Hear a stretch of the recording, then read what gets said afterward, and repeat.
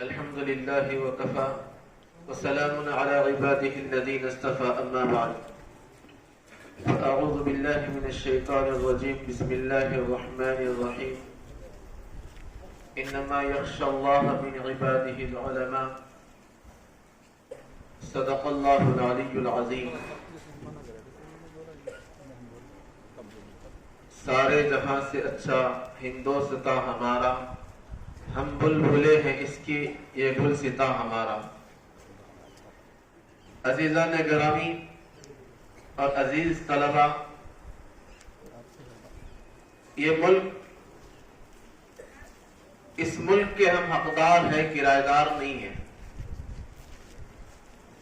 کیونکہ اس ملک کی آزادی پر جتنا خون ہم نے بہایا ہے، برادران وطن نے اتنا پسینہ بھی نہیں بہایا. اس ملک کی آزادی کے لیے ایک لمبی جنگ لڑی ہے، اور 1799 سے قبل انگریزوں سے مقابلہ کرنے والے حضرت ٹیپو سلطان شہید رحمت اللہ علیہ اس ملک کا وہ شیر تھا جو تنے تنہا انگریزوں سے مقابلہ کر رہا تھا، اور جس نے انگریزوں کا سکون غارت کر دیا تھا. انگریز جس سے پریشان تھے، چنانچہ ہمیں میں سے میر جعفر نے، میر صادق نے انگریزوں کے ساتھ مل کر ٹیپو سلطان شہید رحمت اللہ علیہ کے خلاف سازش رچی، اور 1799 میں 4 مئی کے دن ٹیپو سلطان شہید رحمت اللہ علیہ کو شہید کر دیا گیا. 4 مئی اس کو انگریز بڑی خوشی کا دن مانتے تھے، کیونکہ اس دن ان کا سب سے بڑا کانٹا ہٹ گیا تھا. اور حضرت ٹیپو سلطان شہید رحمت اللہ علیہ کی شہادت پر انگریز نے کہا تھا کہ اب یہ ملک ہمارا ہے. یہ ٹیپو سلطان شہید اکیلا شہید نہیں ہوا، بلکہ اس ملک کے اندر ہمیں آزادی، ہمیں ملک پہ قبضہ کرنے میں جو رکاوٹ تھا، وہ سب سے بڑی رکاوٹ ختم ہو گئی. اس کے بعد نواب سراج الدولہ کا اور بھی دیگر بادشاہوں، دیگر راجاؤں کا اور نوابوں کا سلسلہ ہے کہ انہوں نے انگریزوں سے مقابلہ کیا. سراج الدولہ کو بھی شہید کیا گیا. پھر شاہ عبدالعزیز محدث دہلوی رحمۃ اللہ علیہ نے انگریزوں کے خلاف جہاد کا فتویٰ جاری کیا. سب سے پہلے جہاد کا فتویٰ جاری کرنے والے شاہ عبدالعزیز محدث دہلوی رحمۃ اللہ علیہ. انگریزوں سے مقابلہ ہوا، اور پھر 1757 کے اندر ایک جنگ لڑی گئی. اس جنگ کے اندر کئی مسلمان شہید ہوئے. اس کے بعد یہ سلسلہ چلتا گیا، اور پھر 1857 کے اندر بھی ایک جنگ ہوئی، جس جنگ کے اندر 2 لاکھ مسلمان شہید ہوئے، جس میں 51,500 علماء کرام ہیں. انگریز مورخ ٹامسن لکھتا ہے کہ اس جنگ کے اندر تقریباً 2 لاکھ مسلمان شہید ہوئے، 51,500 علماء کرام کو شہید کیا گیا. اور اس کے بعد پشاور کی جامع مسجد سے چاندنی چوک تک کوئی درخت ایسا نہیں تھا جس میں عالم دین کی لاش کو نہیں لٹکایا گیا. 14,000 علماء کی لاشوں کو درختوں پر لٹکایا گیا. یہی انگریز مورخ لکھتا ہے ٹامسن کہ پشاور کے اندر اور لاہور کی جامع مسجد کے اندر 80 علماء کرام کو بیک وقت پھانسی دی گئی. اور اسی کے لاہور میں ایک دریا بہتا ہے، اس دریا میں 80 علماء کو بیک وقت ڈالا جاتا، اور ڈالنے کے بعد ان کے اوپر گولیاں چڑھائی جاتی. گویا کہ بے انتہا ظلم اور تشدد انگریزوں نے مسلمانوں پہ کیا. اور پھر 1861 کے اندر انگریزوں نے 3 لاکھ مسلمانوں کی قرآنوں کو جلا کر ایک کوشش کی کہ اس ملک سے اسلام کا نام و نشان مٹا دیا جائے اور اسلام کا نام و نشان مٹا کر مسلمانوں کو ختم کر دیا جائے اور پھر اس ملک کے اوپر ڈیوائڈ اینڈ رولز کی طرح یعنی آپس میں ان کو لڑاؤ اور حکومت کرو، یہ پالیسی اپنا کر انہوں نے 3 لاکھ قرآن کے مسودوں کو جلایا اور پھر یہ سمجھ گئے، یہ سوچا انہوں نے کہ اب ہم نے یہاں سے اسلام کو مٹا دیا، لیکن اللہ تبارک و تعالی نے کہا اسلام وہ پودا ہے، کاٹو تو ہرا ہوگا، تم جتنا تراشو گے اتنا ہی ابھرے گا۔ قرآن یہ جلا سکتے ہیں لیکن ان بچوں کو کہاں سے یہ کر سکتے جن کے معصوم اللہ تعالیٰ نے زبانوں پر قرآن جاری کیا، جن کے سینوں میں قرآن کو محفوظ کیا، اور جو معصوم بچے قرآن کے حافظ بنے، اللہ تبارک و تعالیٰ جس کو رکھ کے پاؤ اس کو چکتا ہے۔ بہرحال تامسن نے لکھا ہے تاریخ کے اندر کہ ایسے ظلم اور بربریت کے پہاڑ توڑے گئے اور اسلام کو مٹانے کی ایسی سازش کی گئی کہ ایک ایک عالم کو پکڑ کر وہ لوگ جو شہادت کے درجے پہ پہنچا دیتے، اس کو مار دیتے، اور پھر صرف عالموں کو نہیں بلکہ جتنے لوگ داڑھی رکھنے والے، جتنے ٹوپی پہننے والے، جتنے اسلامی لباس پہننے والے، ان تمام کو انگریزوں نے شہید کیا۔ جب یہ معاملہ ہوا حاجی امداد اللہ مہاجر مکی رحمۃ اللہ علیہ نے 1857 کی جنگ کے اندر آپ سپہ سالار تھے، آپ ذمہ دار تھے، آپ کی نگرانی میں یہ جنگ لڑی گئی۔ اسی جنگ کے اندر 1857 میں حافظ دامن شہید رحمۃ اللہ علیہ کو شہادت کا درجہ نصیب ہوا۔ یہی وہ جنگ ہے جس جنگ کے اندر حضرت مولانا قاسم نانوتوی رحمۃ اللہ علیہ زخمی ہوئے۔ یہی وہ جنگ ہے 1857 والی جس جنگ کے اندر حضرت گنگوئی رحمۃ اللہ علیہ شدید زخمی ہوئے۔ جب یہ معاملہ ہوا تو یہ بزرگ ایک جگہ جمع ہوئے اور کہا کہ اگر ایسا ہی معاملہ رہا تو اس ملک سے اسلام کا نام و نشان مٹ جائے گا۔ اس لیے ان لوگوں نے غور و فکر کر کے دارالعلوم دیوبند کی سنگ بنیاد سن 1866 کے اندر رکھی تاکہ اسلام کا بول بالا ہو اور اسلام کے دیالے اس مدرسے سے بن کے نکلے۔ اس لیے 1866 کے اندر دارالعلوم دیوبند کی ابتدا ہوئی۔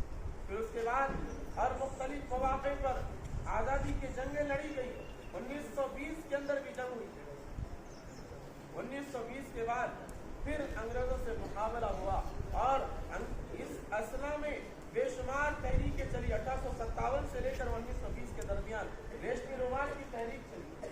ریشمی رومال کی تحریک کے اندر اگر یہ کامیاب ہو جاتی تو اسلام کا بول بالا ہو جاتا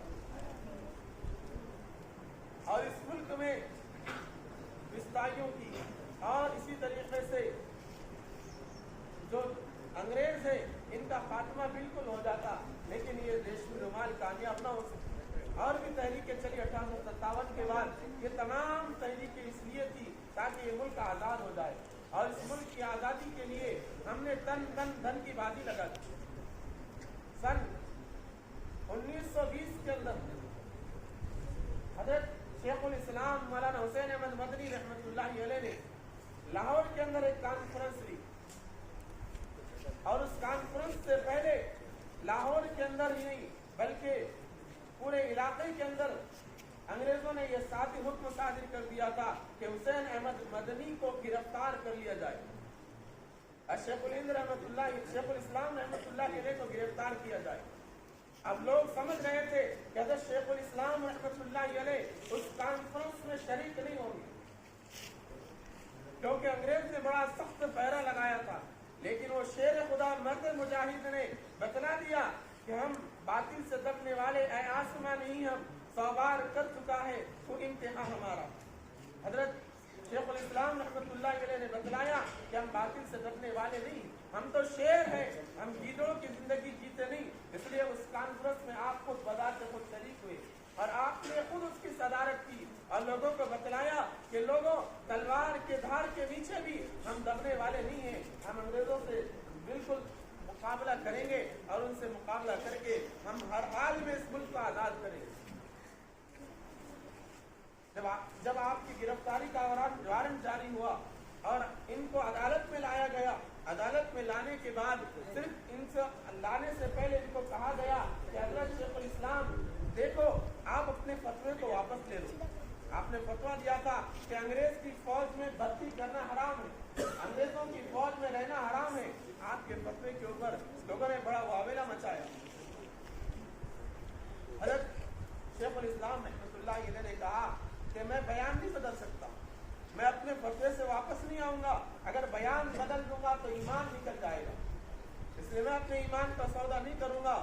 اور کھلا عدالت میں جج کے سامنے انہوں نے علیہ اعلان کہا کہ میں نے پہلے بھی کہا تھا کہ انگریز کی فوج میں بھرتی حرام ہے، اب بھی کہتا ہوں کہ انگریز کی فوج میں بھرتی حرام ہے، اور جب تک میرے بدن میں روح باقی ہے میں کہتا رہوں گا کہ انگریزوں کی فوج میں بھرتی کرنا حرام ہے. یہ قربانیاں کی ہیں ہمارے اسلاف نے. حضرت شیخ الہند رحمۃ اللہ علیہ ذوق کے باوجود آپ نے کالے پانی کی سزا برداشت کی، کالے پانی کی سزا برداشت کی آپ نے، اتنی کمزوری کے باوجود، اتنے ذوق کے باوجود اور اتنی بڑھاپے کے باوجود آپ نے ملک کا چپا چپا کا سیر کیا اور مسلمانوں کو اسلام قرآن کے متعلق جگایا اور ان کو کہا کہ اپنا تعلق قرآن سے مضبوط کرو اور انگریزوں کے مقابلے میں جم جاؤ. ان کی کوششوں کے بعد پھر 1857 سے برادران وطن نے بھی ہمارا ساتھ دیا. ایسا نہیں ہے ہم برادران وطن کو نہیں بھول سکتے.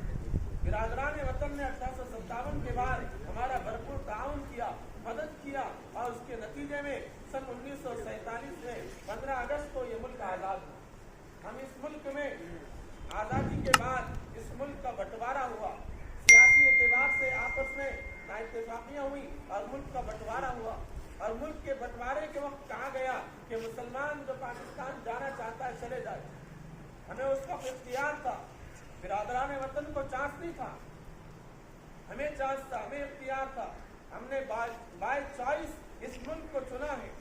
ہم بائی چوائس انڈین ہیں، بائی چانس انڈین نہیں ہے. ہم نے اس ملک کو اپنے حق سے چنا ہے، ورنہ ہمیں اختیار تھا اس ملک کے بٹوارے کے موقع پہ کہ ہم پاکستان چلے جاتے.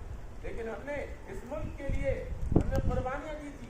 جامع مسجد کے اندر حضرت مولانا ابوالکلام آزاد رحمۃ اللہ علیہ نے جامع مسجد میں تمام لوگوں کو جمع کیا اور کہا اور مسلمانوں اس ملک کو چھوڑ کے کہاں جا رہے ہو؟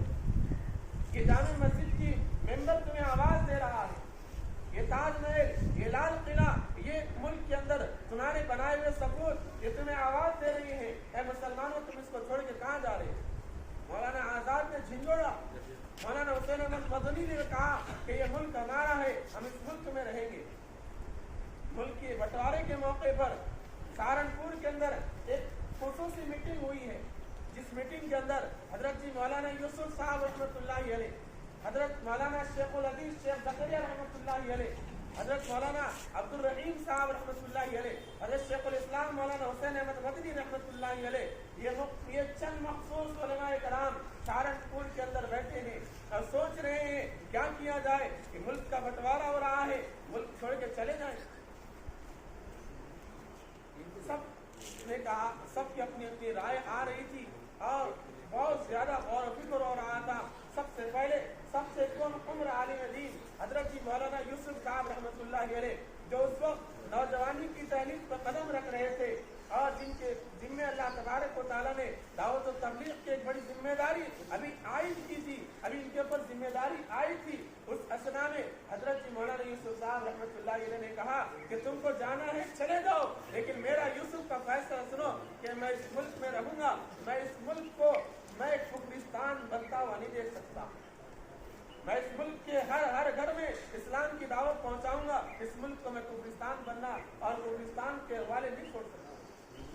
پھر اس کے بعد سبھی لوگوں نے اتفاق رائے سے طے کیا کہ نہیں، ہمیں اس ملک میں رہنا ہے اور اس ملک کے لیے ہمیں جد و جہد اور کوشش کرنا ہے. بہرحال یہ مختصر سی قربانیاں ہمارے ملک کے آزادی کے موقع پر ہمارے علماء کرام نے دی ہے. ہمیں یہ قربانیوں کو مطالعہ بھی کرنا چاہیے اور ان کی قربانیوں کو بڑھتے رہنا چاہیے تاکہ ہمارے اندر بھی وہ جذبات پیدا ہو ملک سے وفاداری کے. آج جیسا کہ 75واں یہ یوم آزادی کا موقع ہے اور آج کے موقع پر 3 دن ہمارے وزیر اعظم نے اعلان کیا کہ ترنگا لہرایا جائے اور یہ ترنگا وفاداری کا ثبوت ہوگا. ارے ہماری وفاداری پوچھنا ہے تو اس ملک کے ذرے ذرے سے اور اس کے چپے چپے سے پوچھے کہ اس ملک کے ساتھ ہم نے ہمیشہ وفاداری کا معاملہ کیا، بلکہ مسلمان کے خمیر کے اندر اللہ تعالیٰ نے وفاداری ہی رکھی ہے. سب سے پہلے مکہ میں رہے مکہ کے ساتھ وفاداری کی، مدینہ گئے مدینہ والوں کے ساتھ وفاداری کی، ہم جہاں جہاں گئے ہم نے ہر جگہ وفاداری کا ثبوت دیا۔ اس ملک میں ہم ہیں، ہم نے اس کے ساتھ بھی وفاداری کا ثبوت دیا۔ ہماری وفاداری پوچھنا ہے تو زمین کے ذرے ذرے سے پوچھے، اور اس زمین کے اوپر جتنے چرند پرند ہیں ان سے ہماری وفاداری کے بارے میں پوچھے۔ ہم سے ثبوت مانگتے ہو، ہمارا خون جو اس ملک میں بہا ہے یہ ہماری وفاداری کا ثبوت دیتا ہے۔